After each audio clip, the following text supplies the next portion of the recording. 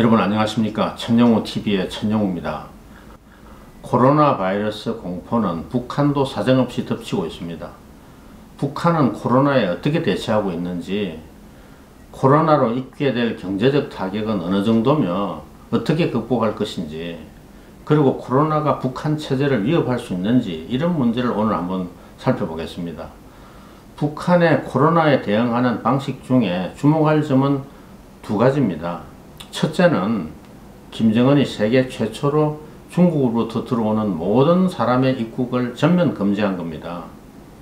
중국 관광객과 제3국 여행자뿐 아니라 북한 사람의 귀국까지 금지했습니다. 중국 정부가 코로나 바이러스의 진원지인 우한을 봉쇄한 게 1월 23일입니다. 그런데 북한은 그보다 하루 전인 1월 22일에 아예 중국을 봉쇄하기로 결정한 겁니다. 이 결정에 따라서 1월 25일에는 중국과의 항공편 운항을 전면 중단한 데 이어서 1월 30일에는 중국 러시아와의 국경을 전면 봉쇄했습니다. 러시아, 베트남과 같은 중국과 국경을 접한 다른 나라들보다도 한 발 앞서서 선제적으로 입국 금지와 국경 봉쇄 조치를 단행한 겁니다.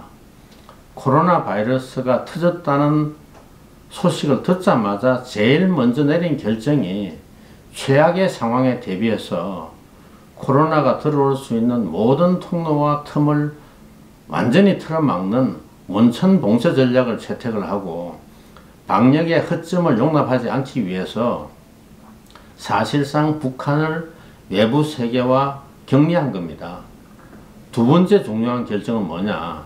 1월 28일 중앙비상방역지휘부라는 컨트롤 타워를 수립해서 3만여 명의 방역 요원에 대한 지휘권을 부여한 겁니다.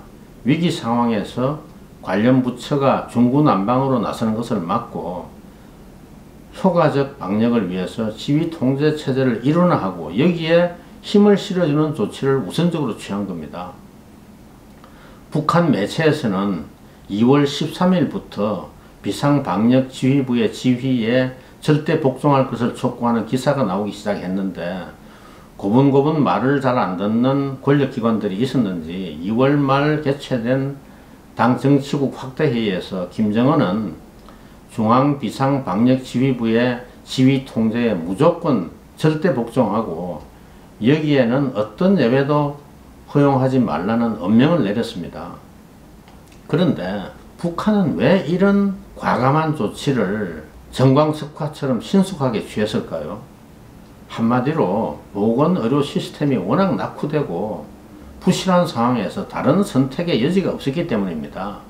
일단 코로나가 북한에 침투하는 순간 주민의 이동과 접촉을 전면 금지하지 않는 한 확산을 막을 실효적 수단이 없습니다.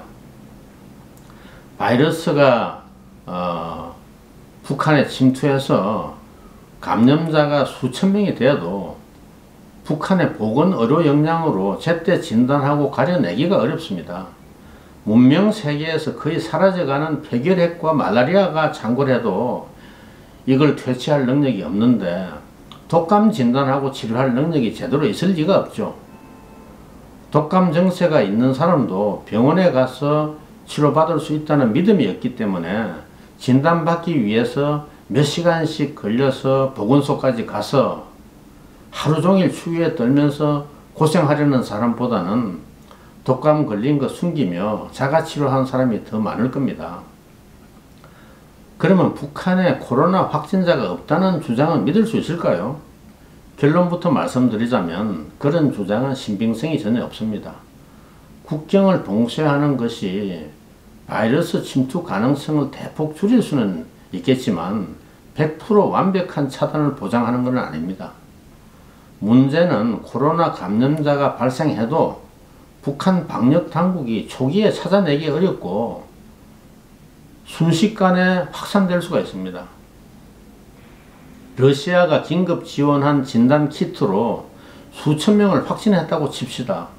이걸 사실대로 밝힐 수 있을지는 또 다른 문제입니다. 주민들이 패닉 상태에 빠져서 동요하면 무슨 일이 날지도 모르는데 김정은이 정치적 위험 부담을 감당할 자신이 없으면 중국처럼 사실을 은폐하고 거짓말로 주민들을 안심시킬 수밖에 없을 겁니다.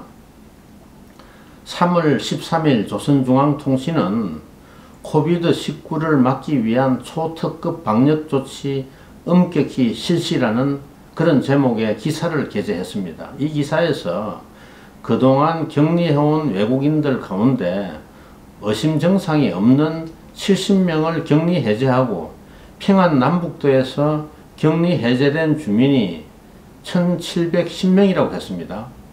격리 해제가 아직도 안 된 사람이 몇 명인지는 밝히지 않았지만은 수천 명 격리자 가운데 확진자는 한 명도 안 나왔다는 게 상식적으로 선뜻 이해가 안 됩니다. 그리고 학교의 개강도 4월 15일 김일성 생일인 태양절로 연기했다고 합니다.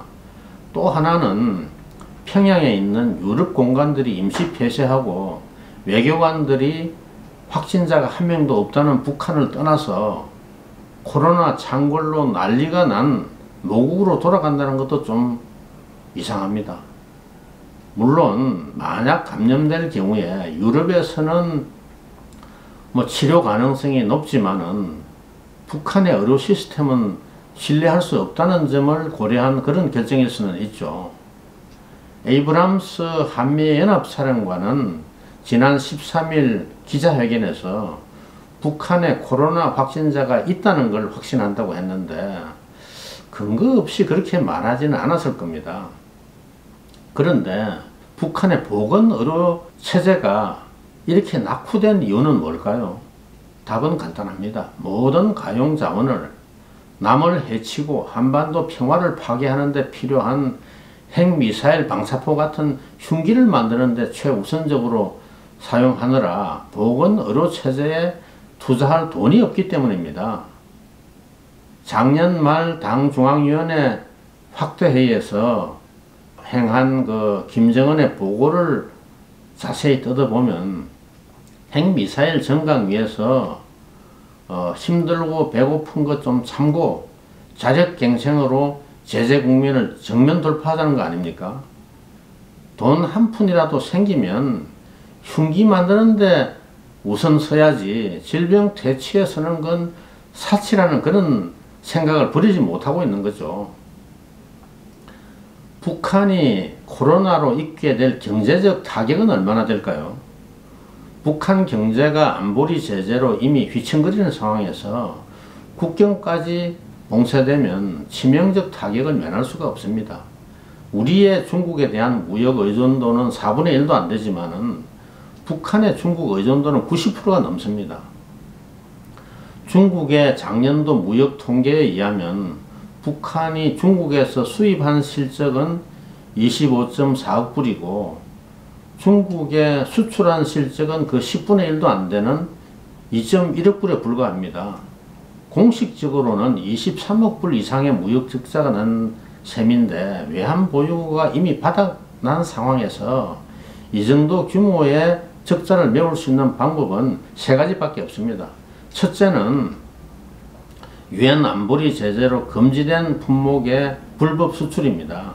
작년에 안보리 대북 제재 전문가위원회에 들통난 불법 거래만 해도 중국에 석탄 370만 톤, 모래 100만 톤을 불법 수출해서 3억 9,200만 불을 번 걸로 되어 있는데 들키지 않고 수출한 건 얼마나 되는지 알 수가 없지만 이보다 많을 수도 있습니다.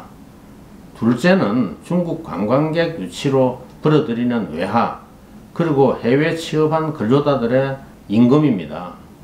이것이 북한 경제의 산소 호흡기 역할을 그동안에 해왔습니다.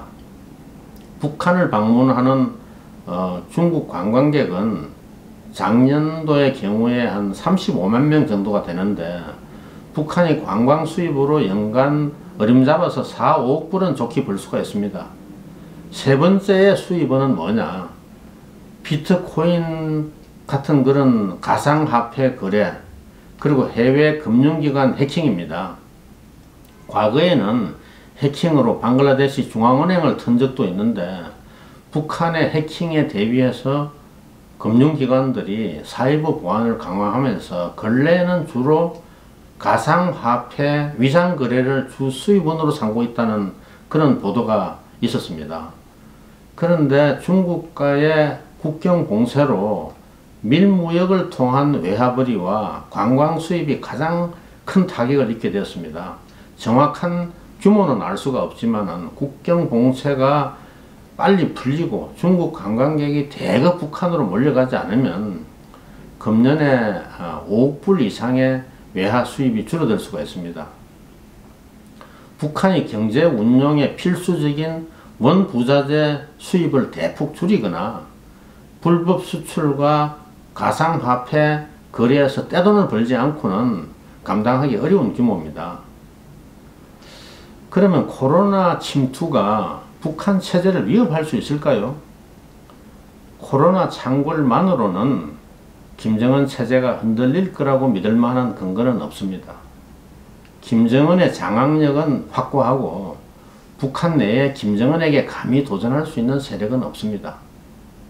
지난달에 리만건 당 조직지도부장이나 박태덕 당중앙위원회 부위원장 같은 그런 실력자들이 부정부패 혐의로 해임되고 또 고위직 인사가 잦다는 사실이 반드시 정권의 불안정을 의미한다고 단정하기는 어렵습니다. 그러나 코로나 사망자가 수백 수천 명에 이르고 불법 무역과 가상화폐 거래를 통한 외화벌이가 대폭 줄어들고 외환보유고는 완전히 바닥나서 석유 제품 수입도 대폭 줄여야 하는 그런 상황으로 몰리고 코로나 창궐로 인한 경제활동 마비가 장기화되는 그런 복합적 위기가 닥치면 김정은의 신통력에 대한 북한 주민들의 신앙이 흔들릴 수밖에 없습니다. 그렇게 되면 김정은 체제의 불안정으로 이어질 가능성은 얼마든지 열려 있다고 볼 수가 있습니다. 오늘은 여기까지 하겠습니다. 천영우TV의 천영우였습니다.